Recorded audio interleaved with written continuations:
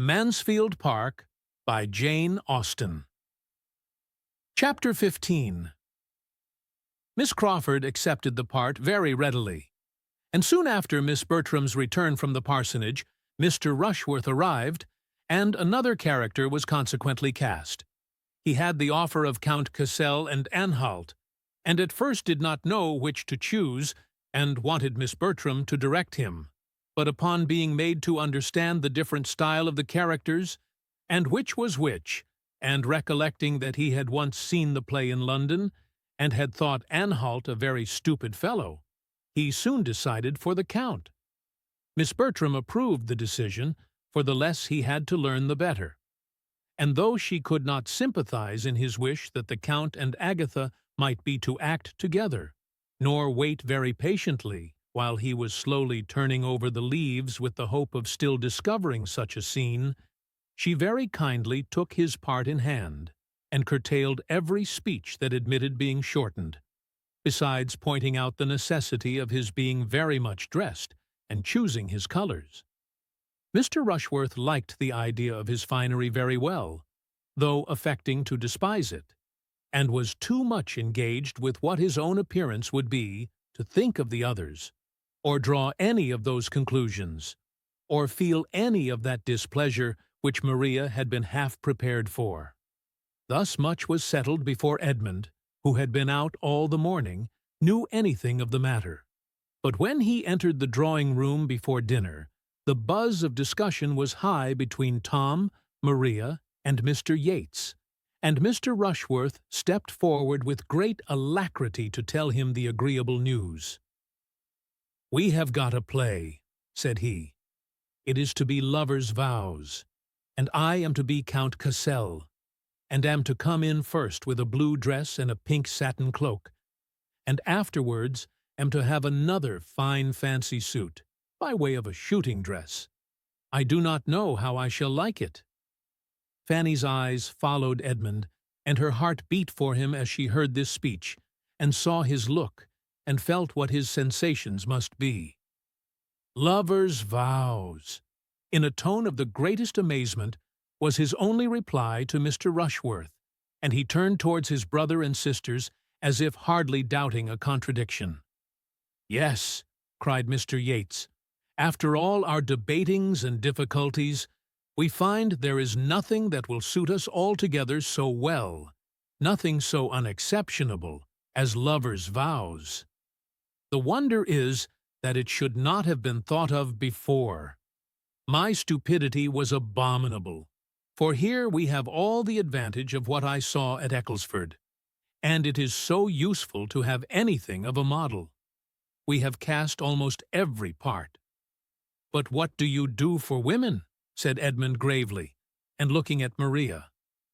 Maria blushed in spite of herself as she answered, "I take the part which Lady Ravenshaw was to have done, and," with a bolder eye, "Miss Crawford is to be Amelia." "I should not have thought it the sort of play to be so easily filled up with us," replied Edmund, turning away to the fire, where sat his mother, aunt, and Fanny, and seating himself with a look of great vexation.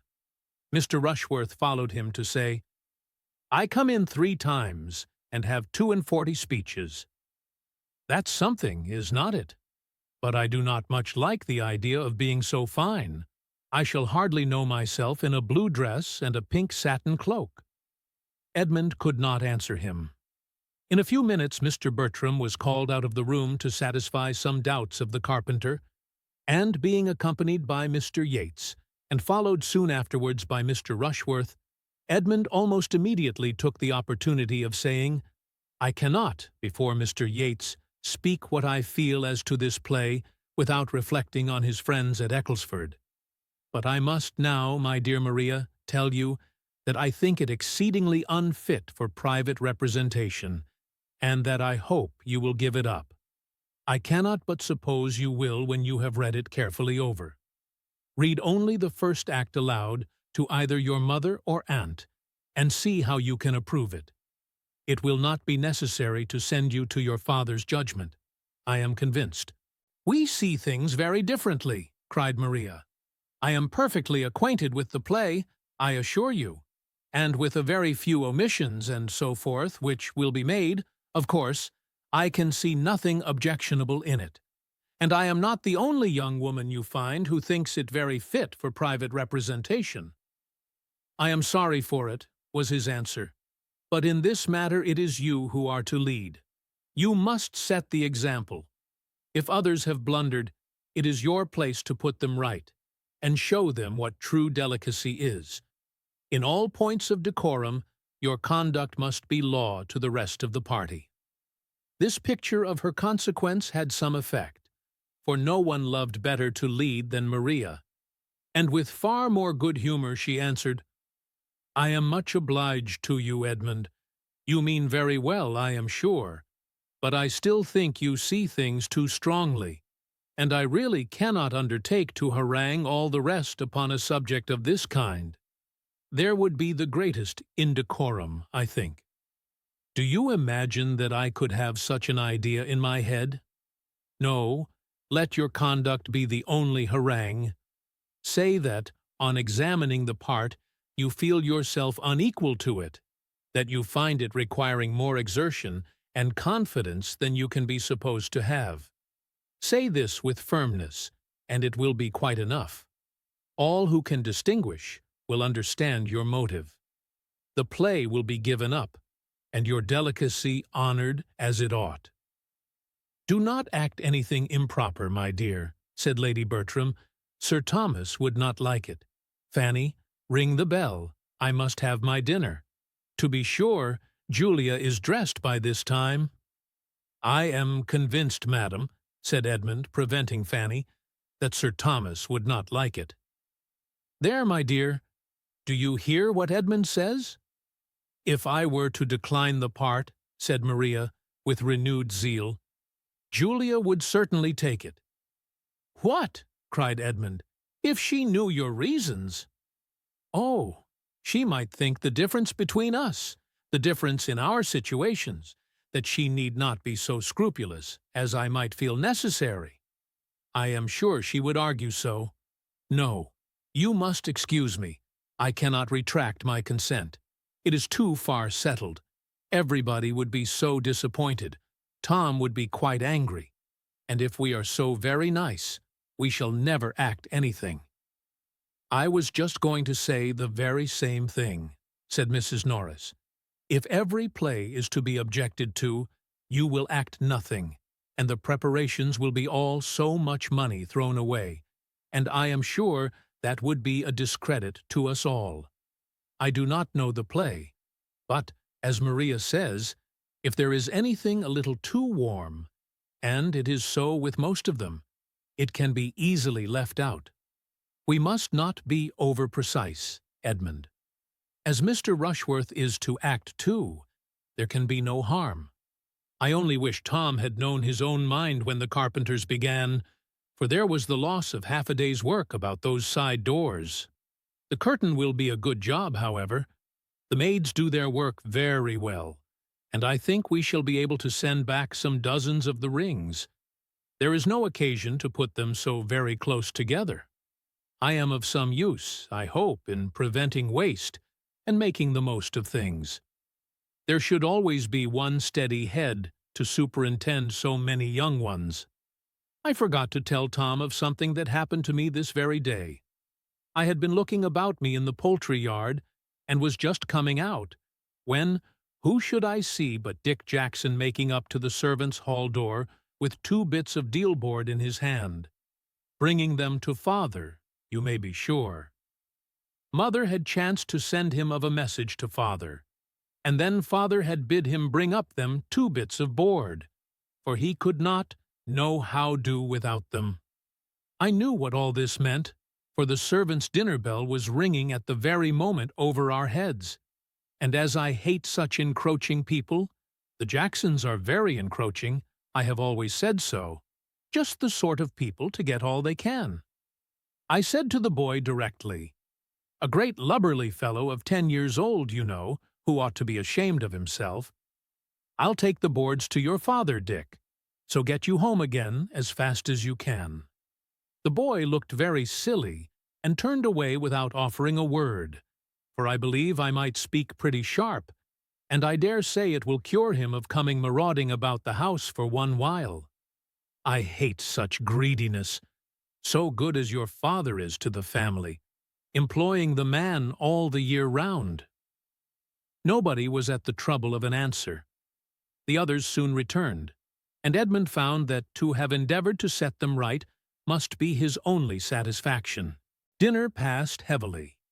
Mrs. Norris related again her triumph over Dick Jackson, but neither play nor preparation were otherwise much talked of, for Edmund's disapprobation was felt even by his brother, though he would not have owned it. Maria, wanting Henry Crawford's animating support, thought the subject better avoided. Mr. Yates, who was trying to make himself agreeable to Julia, found her gloom less impenetrable on any topic than that of his regret at her secession from their company. And Mr. Rushworth, having only his own part and his own dress in his head, had soon talked away all that could be said of either. But the concerns of the theatre were suspended only for an hour or two. There was still a great deal to be settled, and the spirits of evening giving fresh courage, Tom, Maria, and Mr. Yates, soon after their being reassembled in the drawing-room, seated themselves in committee at a separate table, with the play open before them, and were just getting deep in the subject when a most welcome interruption was given by the entrance of Mr. and Miss Crawford, who, late and dark and dirty as it was, could not help coming, and were received with the most grateful joy. "Well, how do you go on?" and "What have you settled?" and "Oh, we can do nothing without you," followed the first salutations, and Henry Crawford was soon seated with the other three at the table, while his sister made her way to Lady Bertram, and with pleasant attention was complimenting her. "I must really congratulate your ladyship," said she, "on the play being chosen. For though you have borne it with exemplary patience, I am sure you must be sick of all our noise and difficulties. The actors may be glad, but the bystanders must be infinitely more thankful for a decision. And I do sincerely give you joy, madam, as well as Mrs. Norris, and everybody else who is in the same predicament," glancing half fearfully, half slyly, beyond Fanny to Edmund. She was very civilly answered by Lady Bertram, but Edmund said nothing. His being only a bystander was not disclaimed. After continuing in chat with the party round the fire a few minutes, Miss Crawford returned to the party round the table, and standing by them, seemed to interest herself in their arrangements till, as if struck by a sudden recollection, she exclaimed, "My good friends, you are most composedly at work upon these cottages and alehouses, inside and out, but pray let me know my fate in the meanwhile. Who is to be Anhalt? What gentleman among you am I to have the pleasure of making love to?"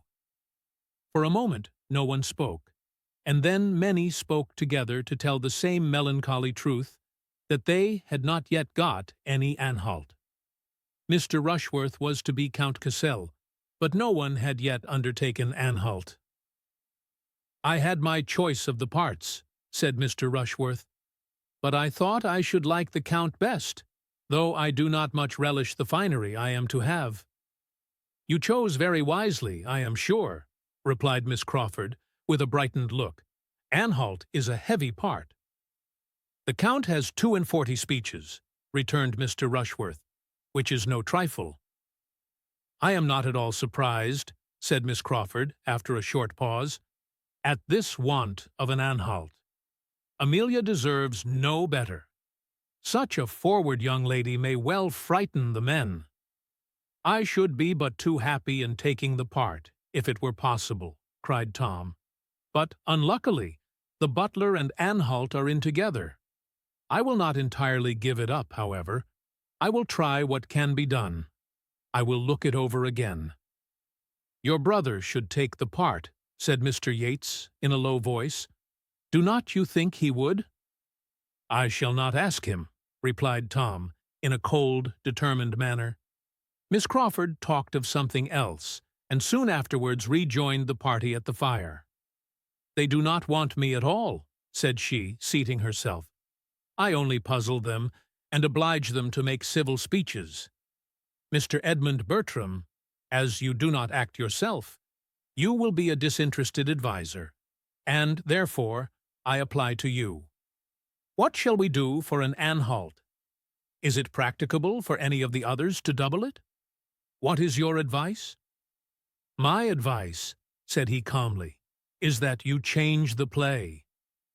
"I should have no objection," she replied, "for though I should not particularly dislike the part of Amelia if well supported, that is, if everything went well, I shall be sorry to be an inconvenience. But as they do not choose to hear your advice at that table," looking round, "it certainly will not be taken." Edmund said no more. "If any part could tempt you to act, I suppose it would be anhalt," observed the lady archly, after a short pause, "for he is a clergyman, you know." "That circumstance would by no means tempt me," he replied, "for I should be sorry to make the character ridiculous by bad acting. It must be very difficult to keep Anhalt from appearing a formal, solemn lecturer, and the man who chooses the profession itself is, perhaps, one of the last who would wish to represent it on the stage." Miss Crawford was silenced, and with some feelings of resentment and mortification moved her chair considerably nearer the tea-table, and gave all her attention to Mrs. Norris, who was presiding there. "Fanny!" cried Tom Bertram from the other table, where the conference was eagerly carrying on, and the conversation incessant. "We want your services." Fanny was up in a moment, expecting some errand, for the habit of employing her in that way was not yet overcome, in spite of all that Edmund could do. "Oh, we do not want to disturb you from your seat. We do not want your present services. We shall only want you in our play. You must be Cottager's wife." "Me!" cried Fanny, sitting down again with a most frightened look. "Indeed, you must excuse me. I could not act anything if you were to give me the world. No, indeed, I cannot act." "Indeed, but you must, for we cannot excuse you. It need not frighten you. It is a nothing of a part, a mere nothing, not above half a dozen speeches altogether, and it will not much signify if nobody hears a word you say. So you may be as creep-mouse as you like, but we must have you to look at." "If you are afraid of half a dozen speeches," cried Mr. Rushworth, "what would you do with such a part as mine?" "I have 42 to learn. It is not that I am afraid of learning by heart," said Fanny, shocked to find herself at that moment the only speaker in the room, and to feel that almost every eye was upon her. "But I really cannot act." "Yes, yes, you can act well enough for us. Learn your part, and we will teach you all the rest. You have only 2 scenes, and as I shall be Cottager, I'll put you in and push you about, and you will do it very well. I'll answer for it. No, indeed, Mr. Bertram, you must excuse me. You cannot have an idea. It would be absolutely impossible for me. If I were to undertake it, I should only disappoint you." "Pooh! Pooh! Do not be so shamefaced. You'll do it very well. Every allowance will be made for you. We do not expect perfection. You must get a brown gown, and a white apron, and a mob cap, and we must make you a few wrinkles, and a little of the crow's foot at the corner of your eyes, and you will be a very proper little old woman."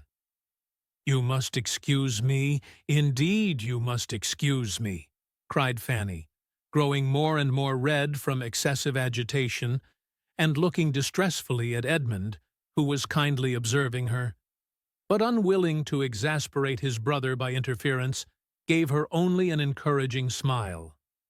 Her entreaty had no effect on Tom. He only said again what he had said before, and it was not merely Tom, for the requisition was now backed by Maria and Mr. Crawford and Mr. Yates, with an urgency which differed from his but in being more gentle or more ceremonious, and which altogether was quite overpowering to Fanny. And before she could breathe after it, Mrs. Norris completed the whole by thus addressing her in a whisper at once angry and audible. "What a piece of work here is about nothing. I am quite ashamed of you, Fanny, to make such a difficulty of obliging your cousins in a trifle of this sort, so kind as they are to you. Take the part with a good grace, and let us hear no more of the matter, I entreat." "Do not urge her, madam," said Edmund. "It is not fair to urge her in this manner. You see, she does not like to act. Let her choose for herself, as well as the rest of us. Her judgment may be quite as safely trusted. Do not urge her any more." "I am not going to urge her," replied Mrs. Norris sharply, "but I shall think her a very obstinate, ungrateful girl if she does not do what her aunt and cousins wish her. Very ungrateful indeed, considering who and what she is." Edmund was too angry to speak, but Miss Crawford, looking for a moment with astonished eyes at Mrs. Norris, and then at Fanny, whose tears were beginning to show themselves, immediately said, with some keenness, "I do not like my situation. This place is too hot for me," and moved away her chair to the opposite side of the table, close to Fanny, saying to her, in a kind, low whisper, as she placed herself, "Never mind, my dear Miss Price. This is a cross evening. Everybody is cross and teasing. But do not let us mind them," and with pointed attention continued to talk to her and endeavor to raise her spirits, in spite of being out of spirits herself. By a look at her brother, she prevented any farther entreaty from the theatrical board, and the really good feelings by which she was almost purely governed were rapidly restoring her to all the little she had lost in Edmund's favor.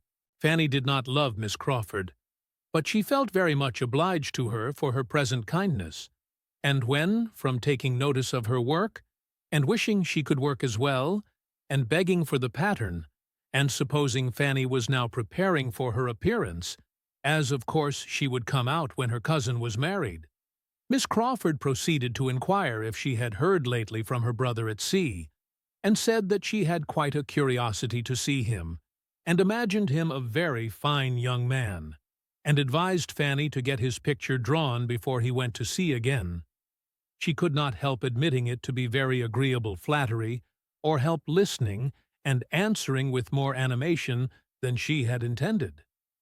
The consultation upon the play still went on, and Miss Crawford's attention was first called from Fanny by Tom Bertram's telling her, with infinite regret, that he found it absolutely impossible for him to undertake the part of Anhalt in addition to the butler.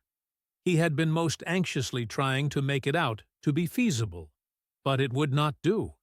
He must give it up. "But there will not be the smallest difficulty in filling it," he added. "We have but to speak the word. We may pick and choose.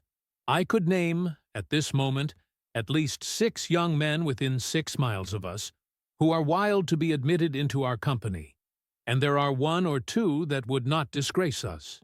I should not be afraid to trust either of the Olivers or Charles Maddox. Tom Oliver is a very clever fellow, and Charles Maddox is as gentlemanlike a man as you will see anywhere. So I will take my horse early tomorrow morning and ride over to Stoke, and settle with one of them." While he spoke, Maria was looking apprehensively round at Edmund, in full expectation that he must oppose such an enlargement of the plan as this, so contrary to all their first protestations. But Edmund said nothing.